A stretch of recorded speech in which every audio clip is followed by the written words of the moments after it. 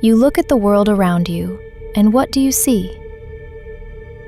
You see cities, governments, stock markets. You see a history written in books, carved in stone, taught in classrooms. You believe in the narrative of human progress, from the caves to the skyscrapers, from the fire to the atom.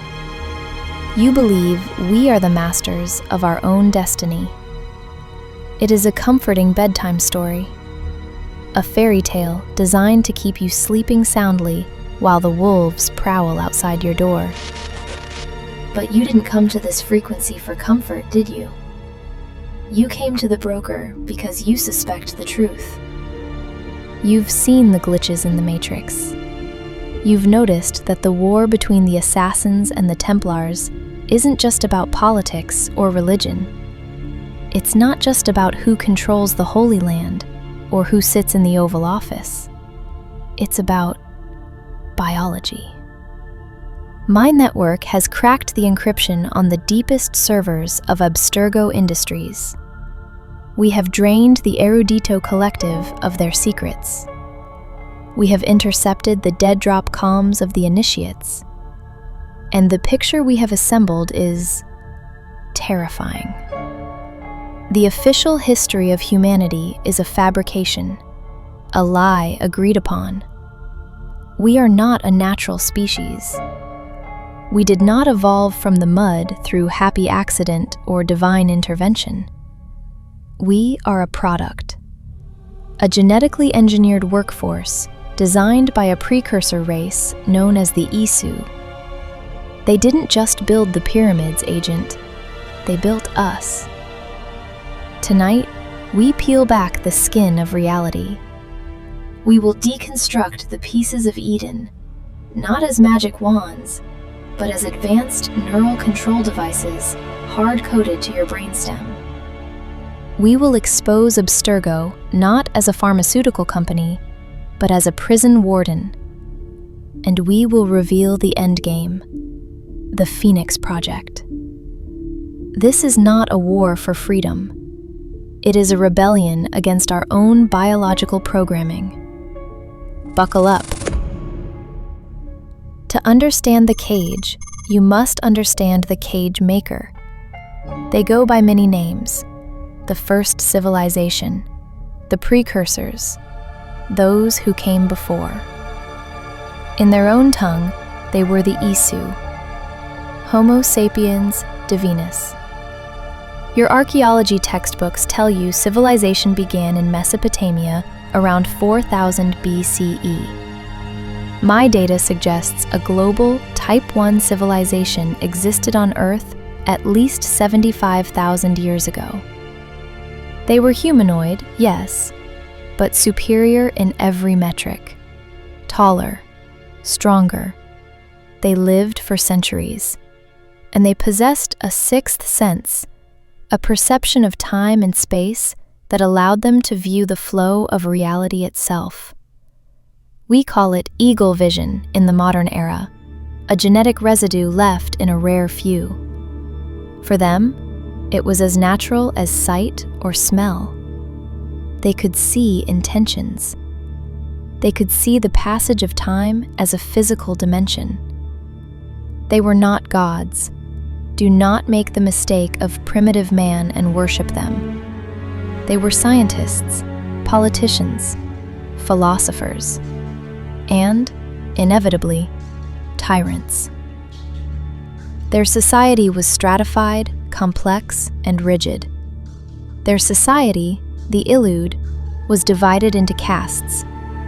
At the top, the Capitoline Triad, names you know, filtered through millennia of myth.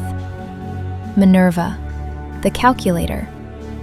She didn't prophesy the future, she did the math. She looked at the variables of existence and calculated the probability of every outcome. Juno, the scientist, the fanatic, the one who looked at humanity and saw nothing but cattle. Her hatred for us? It's personal. And Jupiter, the executive, the leader who bore the weight of their inevitable extinction. Below them were the scientists like Consus and Hermes Trismegistus, the warriors like Mars, the craftsmen like Hephaestus. They ruled the earth. But they had a problem. They were few. And labor. Labor is tiring. So, like any advanced civilization faced with a labor shortage, they turned to automation. But they didn't build robots. Robots lack adaptability. They took the local fauna, the primates evolving in the plains of Africa, and they edited them. This brings us to the magic. The pieces of Eden. Apples, staffs, swords, shrouds. Throughout history, men have killed millions to possess them. They believe these objects contain divine power. It's Bluetooth, people. It's Wi-Fi for your brain. When the ISU engineered humanity, Homo sapiens, they didn't just give us opposable thumbs and the ability to walk upright. They installed a backdoor. Deep in the human brain, there is a specific neurotransmitter, a chemical receiver that does not exist in nature. It was artificially spliced into our genetic code. The pieces of Eden, specifically the apples, are transmitters. They emit a specific frequency that binds to this neurotransmitter. When an apple is activated, it sends a command: kneel, stop, obey. And because your brain is hardwired to receive that signal, you don't just hear it, you are it. Your body obeys before your conscious mind can even register the protest. It is total physiological override. This is why the ISU could control millions of humans with just a handful of devices. We were drones, meat puppets designed for mining, construction, and war. These aren't relics, they are tools. The shroud isn't a holy cloth, it's a nanomachine medical bay. The sword isn't Excalibur, it's a directed energy weapon. But biology is messy. Evolution is a chaotic variable even the ISU couldn't fully control. Some humans were born without the receiver, or with a resistance to it, hybrids, resulting from the taboo interbreeding between ISU and human. Adam, Eve. They were the first to steal an apple, not to use it, but to deny it. The theft of the apple triggered the human-ISU war, a conflict that raged for a decade. Humanity had the numbers, millions against thousands. The ISU had the tech, but while they were busy slaughtering each other, the sky was burning. The ISU were so obsessed with their slave rebellion that they missed the cosmic gun pointed at their heads, the sun. Solar activity had been spiking for years. The Earth's magnetic field was weakening. Minerva, Jupiter, and Juno retreated to the Grand Temple, located in what is now upstate New York, to find a solution. They tested 6 methods to save the planet. 4 towers to dissipate the energy, failed. A global shield, failed. Transcending biological bodies, failed, mostly. They ran out of time. Around 75,000 BCE, a coronal mass ejection of apocalyptic proportions hit Earth. We know this in geological history as the Toba supervolcano eruption, or at least that's how the sediment records the ash. But it was the sun that did the heavy lifting. The atmosphere ignited. The tectonic plates shattered. The ISU were decimated. Their population dropped from thousands to handfuls. Humanity fared slightly better, simply because there were more of us. We crawled into caves. We hid deep underground. When the smoke cleared, the gods were dying. They were sterile, broken, and fading. But they left a legacy. Not for us, but for themselves. This is where the horror truly begins. Juno, the fanatic, had a husband, Ita. He volunteered for the failed experiments to transfer consciousness into machines. It destroyed his mind. He begged for death. Juno killed his body, but she saved his code. She hacked the human genome itself. She inserted Ita's genetic sequence into the human DNA pool, a dormant virus waiting to trigger. Have you ever met someone with eyes of two different colors? One blue, one gold? Every few generations, the genes align. A human is born, but they are not human. They are Ita. They are known as sages. They retain the memories of the ISU. They hear the voices of the precursors, and they have one goal: to serve Juno. Bartholomew Roberts, the Pirate King, a sage. Francois Thomas Germain, the Grand Master of the French Templars, a sage. These men were the same person, born centuries apart, working to destabilize humanity to prepare for the return of their queen. You think you're fighting for a creed? You're fighting ghosts in the machine. This is the hidden third faction, the instruments of the first will. In 1937, the Templar Order realized that capes and swords were out of fashion. Capitalism was the new religion. They founded Abstergo Industries. Their public face? Pharmaceuticals, entertainment, tech. They make your antidepressants, your video games, and your home security systems. Their private goal? The New World Order. But understand this, the Templars are not trying to destroy the world. They are trying to save it. The Templars know the truth about the ISU. They know humanity is a chaotic, engineered mess. They believe that without strict control, we will destroy ourselves. And looking at human history, looking at the world wars, the climate crisis, the endless greed, are they wrong? They use the Animus, not to make video games for you to play in your living room, but to hunt for the remaining pieces of Eden. Their plan was the Abstergo. Launch a piece of Eden into orbit, project the Obey signal globally, end all war, end all dissent, peace through lobotomy. Desmond Miles died to stop that in 2012. He burned out his own brain to activate the global Aurora device and shield the Earth from the second solar flare. But Abstergo pivoted.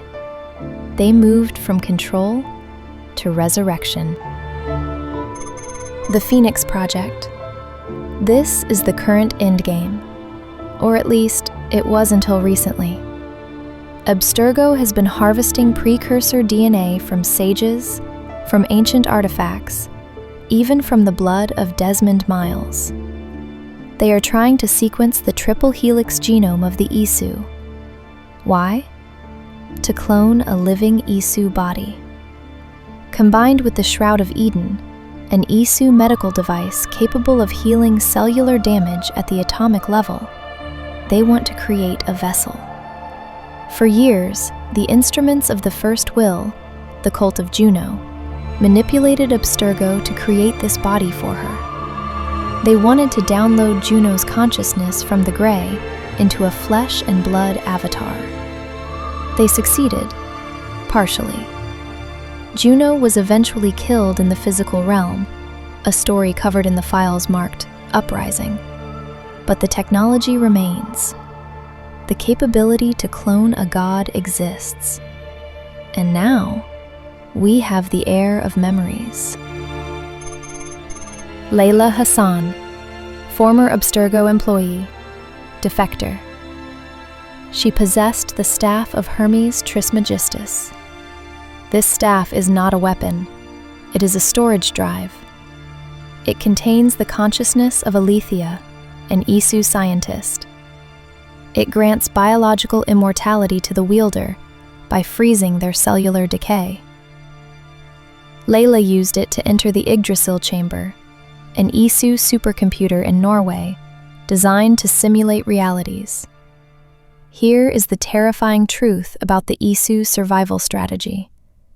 Some, like Ita, chose genetic reincarnation. Others, like the Norse ISU, Odin, Tyr, Thor, used Yggdrasil to upload their minds into human fetuses, ensuring they would be reborn with their memories intact. Eivor was Odin, Sigurd was Tyr, Basim was Loki. But others chose the Grey. They uploaded their minds into the global network. They exist in the internet, in the data streams. When you see a glitch, when you hear a voice in the static, that is them. Layla Hassan sacrificed her physical body to join the Reader, who we strongly suspect is the consciousness of Desmond Miles, in the Grey. Together, they are calculating new timelines, trying to find a way to stop the next catastrophe. Because the Earth is always trying to kill us. The magnetic field is destabilizing again. But while they calculate, something else walked out of that chamber. Basim, the reincarnation of the ISU Loki. He was trapped in the Yggdrasil for centuries. He tricked Layla into taking his place. He now possesses the staff of Hermes. He has a modern body. He has the memories of an ISU god. And he is working with the Assassins. Let that sink in. The Assassins are currently being led by a precursor who views humanity as tools to find his lost children. The fox is not just in the henhouse. The fox is running the farm. Now that we have arrived at the end, we need to talk about time. The ISU didn't just see time, they understood its structure. Minerva discovered that time is not a river, it is a wave. And like a wave, it has a frequency. The universe wants to correct itself. Minerva called these corrections the nodes. If you try to change the past, time pushes back. If a person is destined to die, the universe will find a way to kill them. This is why Desmond had to die in 2012. It was a node. But Layla and the Reader are trying to do the impossible. They are trying to find a timeline where the Earth doesn't burn. The Toba Catastrophe, 75,000 BCE. The solar flare, 2012. These are the same event. The Earth's magnetic field acts as a great filter. It purges advanced civilizations. We are currently living on borrowed time. The magnetic field is weakening again. Satellites are failing. Birds are losing their migration paths. The third catastrophe is coming. And the Assassins are too busy fighting Templars to notice. So, what does this mean for you? It means the war you are fighting, red versus blue, assassin versus Templar, is a distraction. While you fight for territory, the precursors are playing 4D chess with our DNA. We are caught between two tyrannies. The Templars, who want to use ISU tech to enslave us for our own safety, and the ISU themselves, who are clawing their way back from the grave to reclaim their property. The Assassins speak of liberty. Nothing is true. everything is permitted. Perhaps it is time to take that literally. Nothing about our history is true. And if we want to survive, everything must be permitted in the service of destroying the ISU legacy. We must destroy the artifacts, burn the DNA samples, crash the servers. We must reject the creators. Humanity must finish the war that Adam and Eve started. We must kill our gods, or we will never be free. But that is a mission for another day. For now, download this packet, memorize the frequencies, and watch the shadows, because they are definitely watching you.